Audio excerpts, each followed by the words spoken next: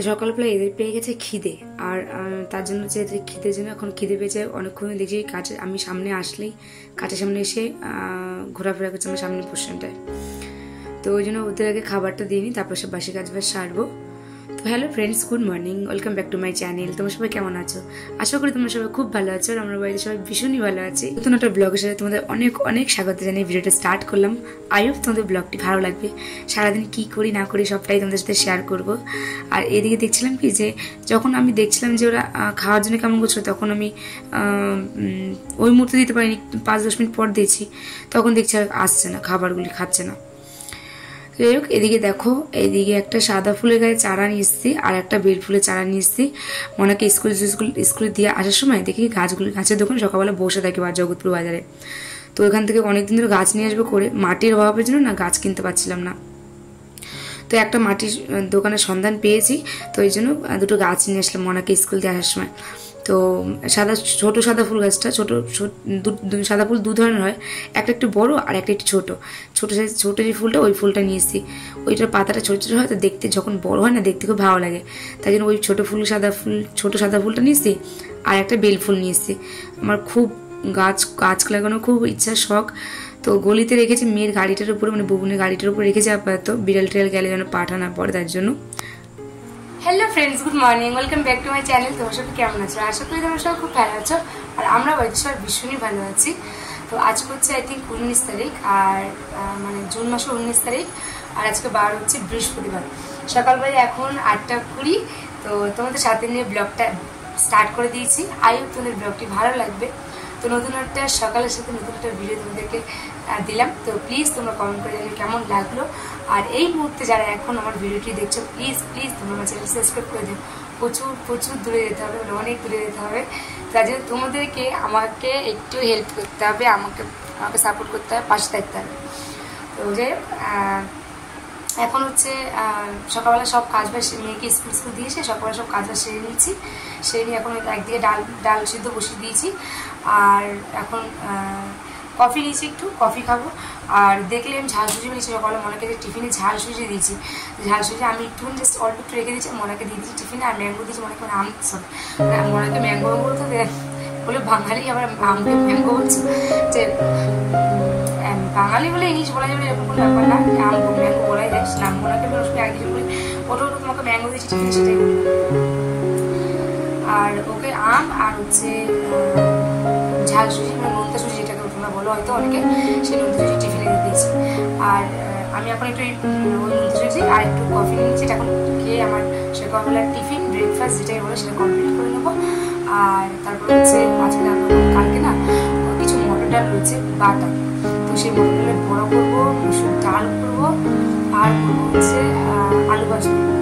আলু ভাজবো, উচ্ছেল ভাজবো, আর আলুটা বেশি বেরোবো। তো সকালবেলা মনেকে স্কুল থেকে নিয়ে আসার সময় হচ্ছে ফুল গাছ নিয়ে আসলাম দুটো। অ্যাকচুয়ালি মাটির অভাবে ফুল গাছ নিয়ে আসতে পারি, যে কোনো গাছ মাটির অভাবে আসতে পারি হতো। তবে কি চিন্তা করলাম না, আমি আমার দেওয়াকে বললাম যে ভাই মাটি কোথায় পাবো, তখন আমাকে একটা জায়গা খোঁজ দিল। তো সেখানে মাটি আনতে হবে, বিকেলবেলা মনেকে পড়তে নিয়ে আসার সময় নিয়ে আসবো। এই জন্য দুটো গাছ নিয়ে আসলাম। আর ওখানে একটা তুলসী গাছও লাগিয়েছি, পিছনে দুটো তুলসী গাছ ছিল, তুলসী গাছ দুটো এগুলো লাগিয়ে দিয়েছি। চলো, অনেকক্ষণ বকবক করলাম তোমাদের সাথে, সারাদিন কি করি না করি সবটা তোমাদের সাথে শেয়ার করবো। আর বাবাই আজকে বাইরে, তো কালকে ডিউটি চলে গেছে, আগে দেখেইছো। সারাদিন কি করি তোমাদের সাথে শেয়ার করবো। আই থিঙ্ক হয়তো আজকে ঝিলপাট যেতে পারি, এখন ঠিক না, আর যেতে পারি হয়তো, গিয়ে একটু রেজিস্ট্রি যাবো। যাই চলো, তোমাদের সাথে পরে কথা বলছে, দেখতে থাকি তুমি। তোমাদেরকে একটা কথা তো বলতে ভুলেই গেছি, এটা দেখো, এটা একটা ছোট্ট পাখা, এখানে একটা বোতাম আছে, সুইচ আছে, এটা চিপলেই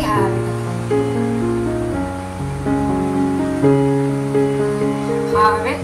আর এইটা বদ্দাকে দিয়ে বদ্দা একটা ঘরে এনেছে, তো ওই জন্য বুবুন একটা আনা করালো, মানে বাবাই একটা আনা করালো বুবুনের জন্য। আমার কারেন্ট টাইন চলে গেলে বা কিছু, বা বাড়ি ফাড়ি গেলে, হাফে বাড়ি টাড়ি গেলে না ট্রেন ফ্রেন লাগে অনেক সময়। তাই জন্য এটা সত্যি কথা বলতে মানে সেই ইয়ে অনুযায়ী অনেকটা না ভালো হাওয়া হয়। দেখা চুলটা না করলে বুঝতে পারবো। এই দেখো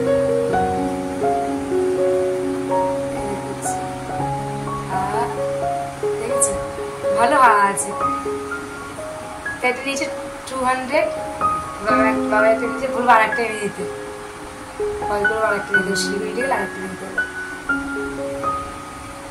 চলো, এটা একটা পাকা খুব সুন্দর। চলো এখন টিফিনটা সেরে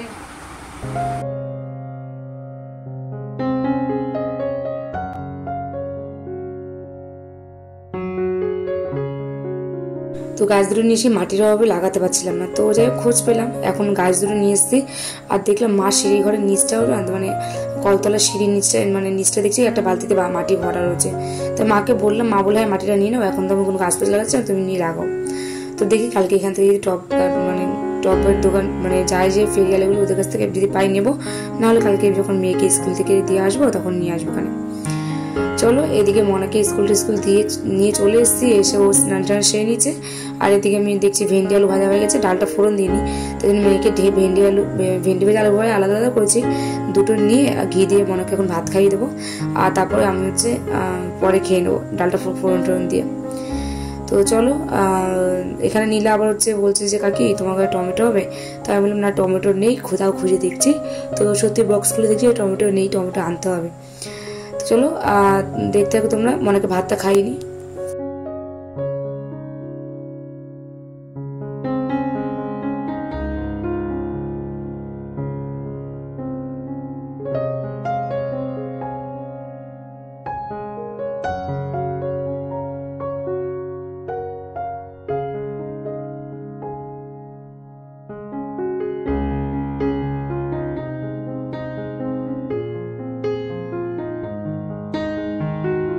আগের ভিডিওতে হয়তো দেখেছো তোমরা, আমি ছাতু রেখেছিলাম, তো 1 কিলো ছাতু কালকে রেখেছিলাম।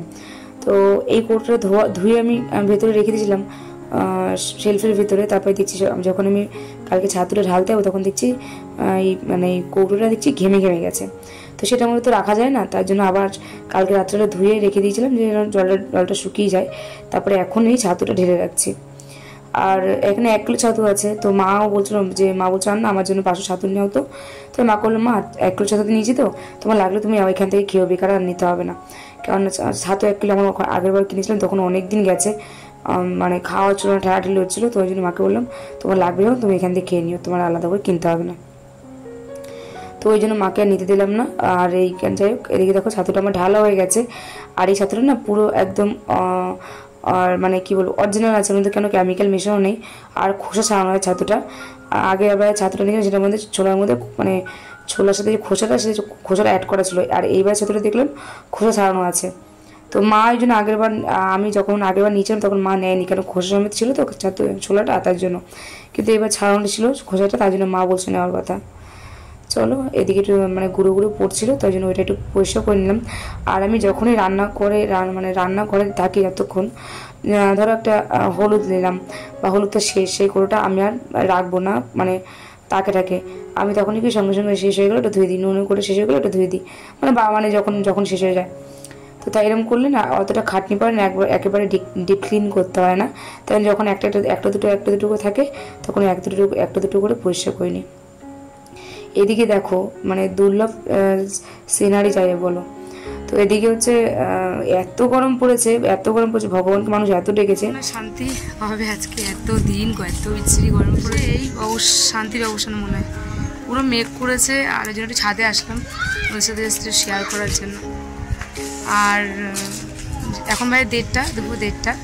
চলো যাবো নিচে এখন, নিচে গিয়ে আমি একটু ঘুমোবো, শরীরটা ক্লান্ত লাগছে, আমি সেই ভোরবেলা উঠি তো শরীরটা ক্লান্ত লাগছে, একটু শেয়ার করার জন্য আসলাম।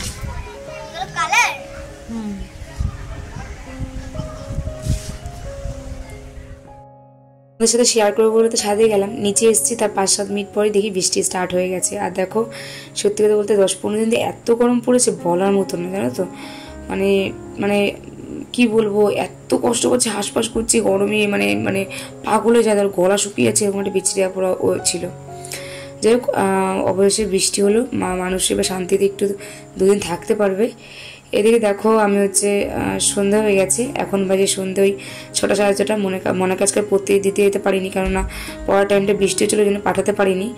আর সন্ধ্যেবেলা ঘর বিছানা পরিষ্কার করে ঘরটা ঝাড় দিয়ে এখন মনার জন্য একটু বনভিটা করে নিয়েছি। আর মা আমাকে কফি খাওয়ার কথা শুনে মা বলছেন না আমাকে একটু কফি দিও। তো মাকে কফি খুব একটা দিই না, কারণ মার তো প্রচুর ওষুধ চলে, কফি খাওয়াটা ভালো হবে কি না মেজো বাসুর একদিন বলছো মা তুমি বেশি কফি টফি খেও না, তাই জন্য মাকে মাঝখানে দিতাম না। তো আজকে একটু চাইলে তো অনেকদিন পর, তাই জন্য মাকে আজকে একটু কফি দিচ্ছি আমার জন্য, মনার জন্য বনভিটা। তো মা তো মেজো যা তো মার ঘরেই রয়েছে এখন, মেজোর ঘর কাজ হচ্ছে বলে, তো মেজো আর মা দুজনে মিলে একসঙ্গে চা খায়। তো আমি হচ্ছে মাকে কফি করে দিচ্ছি, মেজোরা বাসন মাজছে, তাই মেজোকে বললাম মেজদি তুমি চা খাবে? তো মেজদি বললো হ্যাঁ, তাহলে চা বলছি সরি, একটু কফি খাবে? তো মেজদি বললো হ্যাঁ একটুখানি দিও খাবো। তো ওই জন্য হচ্ছে তিনজনের জন্য কফি করে নিলাম, আর মনার জন্য একটু বনভিটা করে নিয়েছি। আর একেবারে কফি বনভিটা নিয়ে এসে মার ঘরে চলে এসেছি, এখন সবাই মিলে একটু কফি খেয়ে নেবো, মনা একটু বনভিটা খেয়ে নিক। মনাকে ফ্রেশ করে চুল বেরিয়ে দিয়েছি। আর চলো এখন শাশুড়ি বউতে মিলে এখন হচ্ছে কফিটা খেয়ে নিই। কখন এই বাড়িতে বিয়ে হয়ে এসেছিলাম তখন মেজো যা আমাদের সাথে মোটামুটি প্রায় 1 মাসের কাছাকাছি আমাদের সাথে ছিল একসঙ্গে, শাশুড়ির সাথে আমার সাথে আমরা একসঙ্গে ছিলাম তখন। তো তাই কফি খেতে খেতে গল্প করছিলাম যে মানে একসঙ্গে ছিলাম, মেজদির ঘর, আমার ঘর, মার ঘরে, 3 ঘরে কাঁচা একেবারে ভিজাতাম, মেজদি আর আমি মিলে কাচতাম। সকালবেলা মা বাজার চলে যেত, আর আমরা হচ্ছে মেজদি আর আমি হচ্ছে সকালবেলা বাসি ঘর ধরে কাজ বাজ সেরে এসে মার ঘরে এসে ডাল ভাতটা বসিয়ে দিতাম, মা বাজার চলে যেত, শাশুড়ি মা বাজার চলে যেত, বাজার থেকে এসে মাছ নিয়ে আসতে যাই নিয়ে আসতো সেই তরকারিটা মা করতো। আর ডাল ভাত পাঁপড় ভাজাভুজি যেগুলি ধরো উচ্ছে কেটে রেখে গেলো বা শাক কেটে রেখে সেগুলি ভাজাভুজি করে মেজদি আমি রেখে দিতাম। মেজদি সকালবেলাটা সবার জামা প্যান্ট নিয়ে জামা প্যান্ট ভিজে দিত, তারপরে 2 জা মিলে আচ্ছা করে মানে আনন্দ করতে করতে জামা প্যান্ট কাচতাম। কাচাটা হয়ে গেলে এবার তো মিলতাম। এবার ধরো বর্ষাকালে কী হতো, মানে আমার বিয়ের টাইমটা তো বৃষ্টি ছিল, কোথায় মিলতাম জানো, যখন ছাদে মিলতাম মানে অর্ধেক শুকোতো, জলটা চলে যেত, পুরোটা তো শুকোতো না। তারপরে মেলা তো জায়গা ছিল না তখন, তো তারপরে কি করতাম বলতো, ছাদের থেকে নিয়ে এসে কোথায় মেলবো, জামা প্যান্ট তো ভেজা তখন, এই যে পর্দার যে পর্দার পাইপে মেলতাম, তারপর খাটের উপর মেলতাম, সাইকেলের উপর মেলতাম, তখন তো কারোর স্কুলে ছিল না, এরকম করে মেলতাম, তখন কোনো র্যাকের উপর মেলতাম, শোকেসের উপর মেলতাম, এরকম করে জামা প্যান্টগুলো শুকোতাম। তো সেইগুলো নিয়ে আজকে অনেকক্ষণ সেসব নিয়ে আলোচনা করলাম।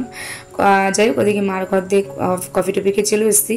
আর এই যে এখন দেখছিলাম মাছের যে বোলটা, মানে মাছ থাকে, সেটা দেখছি কি একটু জলের দাগ পড়ে যায়, যেখানে জলটা শেষ হয়ে থাকে সেখান থেকে জলের দাগ পড়ে যায় আয়রনের একটা, তো সেটাকে একটু মেজে পরিষ্কার করে নিলাম। আর তোমার দাদাভাই কালকে বাড়িতে ছুটি করবে, তো ওই জন্য ভাবলাম যে এই এক্সট্রা কাজ, ছোটো ছোটো কাজগুলো আমি করে রাখি, তাহলে তোমার দাদাভাই বাড়ি মানে হাজব্যান্ড বাড়ি থাকলে না এত কষ্ট, মানে তখন এত এক্সট্রা কাজগুলো করতে হয় না, তখন রান্না বান্নাটা থাকে চাপ, যে হাজব্যান্ড বাড়ি থাকে তাই জন্য এই এক্সট্রা কাজগুলি রাত্রিবেলায় করে নিচ্ছি। মাছের এই বোলটা পরিষ্কার করে নিলাম, আর হচ্ছে মানি প্ল্যান্টের গাছের জলটা চেঞ্জ করব, এসব খুচকাজ কাজগুলি আজকে রাত্রিবেলায় করে রাখছি, তাহলে কালকে 2 দিন বাড়ি থাকলে আমার অতটা অসুবিধা হবে না। মাছগুলি আমি তুলে একটা গ্লাসে রেখে দিয়েছি, আর এদিকে আমি হচ্ছে ঝুড়ির মধ্যে পাথরগুলি রেখে দিয়েছি। পাথরগুলি না একটু শ্যালো পড়েছে একটু, তো সেগুলো এখন কচলে ধুয়ে নেবো। তার আগে বোলটা ধুয়ে নিলাম, এখন পাথরগুলি ধুয়ে তারপরে আবার যেরকম করে ছিল সেরকম করে রেখে দেবো।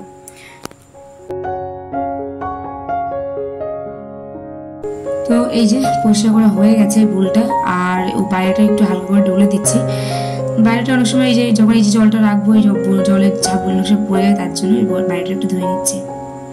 চলো তোমাদের সাথে কিছু একটু গল্প করি। যখন আমি ক্লাস 4-এ ক্লাস 4-এ উঠি, 1-1.5 মাস যায়, তখন আমার বাবা মারা যায় 2008 সালে। তো শখ কি আহ্লাদ কি কোনোদিন বুঝতে পারিনি, একটা বায়না করতাম না কোনোদিন, মাকে দেখতাম, মা খুব কষ্ট করে আমাদের মানুষ করছে 2 বোনকে, তো জন্য কোনো সময় মাকে বায়না করতাম না, মা আমাকে আমার এটা লাগবে, মা আমার এটা লাগবে, তো কোনোদিন মার কাছে আমি বায়না করতাম না। তো মানে এই যে মনা জন্মদিনের মানে মনার 1-এ ওঠার আগে মনা বলেছিল মা আমাকে একটা মাছের অ্যাকোয়ারিয়াম কিনে দেবে, তখন আমি বলেছিলাম দাঁড়াও একটু, তুমি এবার কিছু ফট করে একটা জিনিস না দেওয়াটা উচিত। আমার মনে হয় পার্সোনালি যে কোনো বাচ্চা যদি মানে তোমার সন্তান যদি কেউ চাইছে, তখন না কিছু একটা দেখিয়ে বলবো যে এটা করো, এটা ঠিক করে করো, তাহলে তোমাকে দেবো। সেটাকে আমি মনাকে বলেছিলাম যে মা তুমি যদি পাস করো, ভালো করে যদি পাস করো, ক্লাস 1-এর মানে কেজি রেজাল্ট যদি ভালো করো, 1-এ উঠে যাও, তাহলে ভালো করে উঠে যাও, তাহলে হচ্ছে তোমাকে আমি অ্যাকোয়ারিয়াম কিনে দেবো ছোট্ট একটা। তো যাই হোক, মেয়ে তো পাশ করলো স্বাভাবিকভাবে, আর ওয়ানে উঠলো, তাই জন্য হচ্ছে ওই সূত্র ধরে ওকে এই মাছের এইটা কিনে দেওয়া। না, আমি সবসময় চেষ্টা করি যখন ও কেউ চায় তখন ওকে বলি যে ধরো আজকে বললো যে মা আমি ফুচকা খাবো আজকে, আমি তখন বলি মা আজকে যদি পড়া পুরো প্রপারলি, কালকে যদি পড়া প্রপারলি পুরো পারো তাহলে তোমাকে কালকে ফুচকা খাবো যত তুমি চাইবে।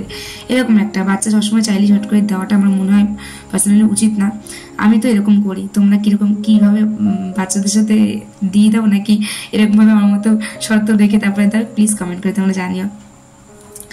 তো সেই সূত্রে আমি যখন কিছু পেতাম না পেতাম না আমি বায়না তো করতাম না মার কাছে, অনেক কিছু মন চাইলেও আমি চাইতাম না মার কাছে। মাকে তো দেখেছি না কাছ থেকে যে মা কত কষ্ট করে মানুষ করেছে, বাবা মরে যাওয়ার পর একা হাতে দুটো মেয়েকে মানুষ করে। আমার ঠাকুমা আমাদের সাথে থাকতো, তো মা ঠাকুমাকে বাবা মরে যাওয়ার পর ঠাকুমাকে মা কাকিদের কাছে দেয়নি, কেননা মা বলতো যে আমার 2 মেয়ে খেতে পারলে আমার শাশুড়ি মা খেতে পারবে।